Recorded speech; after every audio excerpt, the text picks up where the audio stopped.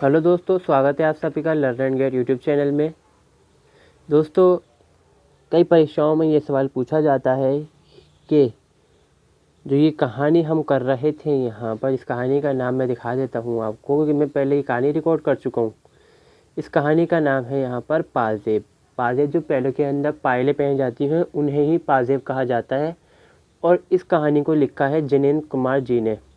ये कहानी मैंने पूरी एक वीडियो के अंदर बता चुका हूँ मैं ये कहानी क्या है क्या नहीं है। उसका लिंक आपको डिस्क्रिप्शन में मिल जाएगा, या फिर जो बटन आता है ऊपर कार्ड का, वहाँ से भी आपको आई बटन से मिल जाएगा। तो इस वीडियो में ये सवाल जवाब का हम देखेंगे यहाँ पर कि सवाल किया गया कि जो ये कहानी है इसकी व्याख्या कीजिए। इसके जो यहाँ पर आवरण दिए गए हैं उनकी व्याख्या के लिए तो दो मुख्य आवरण इस कहानी के अंदर दिए गए हैं, उनका हम आज की वीडियो में यहाँ पर व्याख्या करेंगे। तो देखते हैं यहाँ पर पहला आवरण क्या है। यहाँ पर उसका मुंह फूला हुआ था। उसका मुंह किस समय पर कहा गया है? आशुतोष का। आशुतोष जो कि यहाँ पर जो लेखक दिखाए गए हैं जिनेंद्र जी, उन्होंने मतलब एक तरह से ये दिखाया है कि उन्होंने कहानी को बयान करते हुए लिखा है, अपने ऊपर ही लिखी है कहानी तरह से कि उनके घर के अंदर जो ज्योति पायल खो गई थी यहाँ पर, यानी कि जो पाजेब थी वो खो गई थी। तो यह मतलब क्या कहा उन्होंने कि उनकी बात पर आशुतोष का मुंह फूला हुआ था। जैसे तैसे बहुत समझाने पर वह प्रकाश के साथ चला, ऐसे चला मानो पैर उठाने उसे भारी हो रहा हो। 8 बरस का ये लड़का होने को आया, फिर भी देखो ना कि किसी की बात समझ में नहीं आती। मुझे जो गुस्सा आया कि क्या बताऊं, लेकिन याद करके गुस्से से बच्चे संभलने की जगह बेड़ करते हैं। मैं अपने को बदलता चला गया। खैर, वह गया तो मैंने चैन की सांस ली। जब व्याख्या लिखते हैं उससे पहले थोड़ा सा हमें प्रसंग लिखना ज़रूरी होता है। तो प्रसंग में हम पहले क्या लिखेंगे? इसमें ये लिखेंगे प्रस्तुत गद्यावरण, यानी गद्यांश जो है, यानी जो ये पैराग्राफ है, ये प्रसिद्ध कहानीकार जिनेंद्र कुमार जी द्वारा लिखित कहानी पाजेब से उद्गत है, यानी कि लिया गया है। सिंपल जो शब्दों में लिखेंगे इसको, आसान शब्दों में, कि प्रस्तुत गद्य प्रसिद्ध कहानीकार जिनेंद्र कुमार जी द्वारा लिखित कहानी पाजेब से लिया गया है। लेखक ने कथानक का आधार एक पाजेब को बनाया है, यानी कहानी का जो आधार है लेखक ने एक पाजेब को बनाया है। इस कहानी में लेखक ने बालक के मनोवैज्ञानिक प्रभाव का और स्त्री द्वारा मोहल्ले में होने वाली क्रियाकलाप का यथार्थ चित्रण किया है।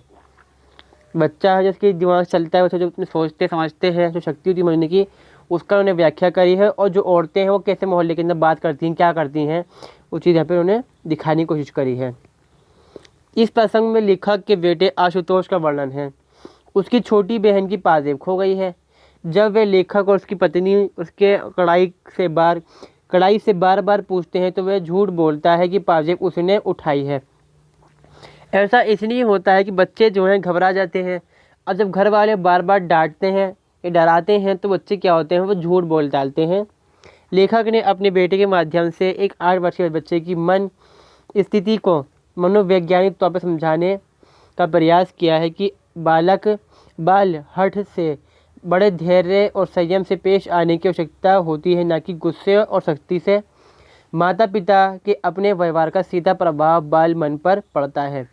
इसमें यह दिखाया है लेखक ने कि बच्चों से प्यार मोहब्बत से माता पिता को पेश आना चाहिए। अगर हम उनसे जिद करके गुस्सा करके पूछेंगे तो बच्चे बिगड़ जाएंगे और उनकी जो स्थिति है, मानसिक स्थिति, वो खराब हो जाएगी।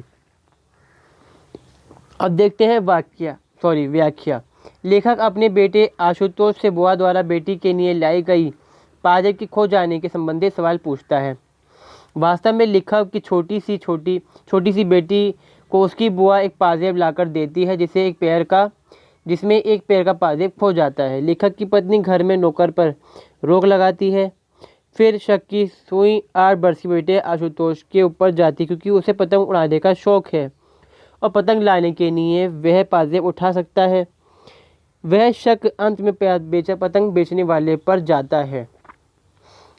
अंततः पता लगता है कि पाजेब कपड़ों के साथ चली गई थी, किंतु लेखक के बार बार पूछताछ पर आशुतोष गुस्से और नाराजगी से भर जाता है। जब लेखक ने उसे समझाया तो वह चाचा प्रकाश के साथ ऐसे जाने लगा मानो जैसे उसके पैरों में पत्थर बंधे हुए हों। लेखक मन में बेटे को बेवकूफ़ी पर अफसोस करता है और कि ये 8 बरस का हो गया है, किंतु उसे तनिक कर्म समझ नहीं आई कि उसको बात समझ में नहीं आती। लेखक मन ही मन आशुतोष पर गुस्सा हो रहा था, किंतु ये सोचकर बच्चे मारने पीटने या गुस्से से बिगड़ जाते हैं, अपने आप को रोके हुआ था। लेखक द्वारा समझाने का प्रयास किया गया कि बालक के मन की स्थिति को समझना अति आवश्यक है। बाल मनोविज्ञान को समझने के लिए किए गए व्यवहार का परिणाम कभी कभी नकारात्मक भी हो सकता है। इस गद्य खंड में लेखक ने बाल हट और बाल मनोविज्ञान दोनों का सफल चित्रण किया है, मतलब बच्चों की जिद और बच्चों की जो मनोवैज्ञानिक स्थिति होती है उसको दिखाया है। अब दूसरा हम देखते हैं यहाँ पे जो आवरण है वो क्या है। फिर मैं उनके इधर उधर की बातें ले बैठा। राजनीति राष्ट्र की ही नहीं होती, मोहल्ले में भी होती है, जो कि इसमें दिखाया लेखक ने कि महिलाएं जो बातें करती हैं मोहल्ले के अंदर, ये भार इसके ऊपर टिकता है कि घर इलाके के अंदर चुगलीबाजी करना, जासूसी करना, इसकी बात उससे लगाना, दो बातें ला के बोल डालना, ये काम कहा है कि भाई लेखक ने छोड़ दिया है स्त्रियों के ऊपर, वो करती हैं ये काम।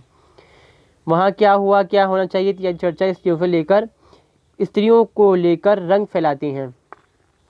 अभी प्रस्तुत मैंने कहा था कि जो हम प्रसंग लिखेंगे, प्रसंग जो रहेगा यहाँ पर बिल्कुल सेम टू सेम रहेगा जैसे पहले लिखा था हमने। जो आवरण है उसके हिसाब से पहला जो पैराग्राफ है वो ऐसा रहेगा, दूसरा पैराग्राफ जो बदल जाएगा। यहाँ पर बच्ची की बुआ पाजेब लाकर उसे देती है और संयोग से उसमें से एक पैर खो जाती है और उसी को ढूंढने की कहानी एक रूप ले लेती है। प्रस्तुत पंक्ति से कथाकार एक पाजेब की खो जाने को लेकर राजनीतिक शब्द और बहुत करारा व्यंग्यात्मक प्रहार किया है। ऐसा प्रतीत होता है कि लेखक के मन राजनीतिक शब्द से लेकर बहुत क्षोभ है और उस क्षोभ को व्यक्त करने का अवसर मिल गया। वह राजनीति के प्रति अपने मन के भाव व्यक्त करते हुए कहते हैं। मतलब ये कहा कि जो लेखक है वो बहुत ज़्यादा नाराज़ है राजनीति से, कि वो बहुत ही बुरी चीज़ है, और जो औरतें चुगली करना, जासूसी करना करती हैं वो भी बुरी चीज़ है। इसलिए लेखक ने इसको इससे मिला दिया है यहाँ पर। जब लेखक अपने नौकर बंसी का आशुतोष के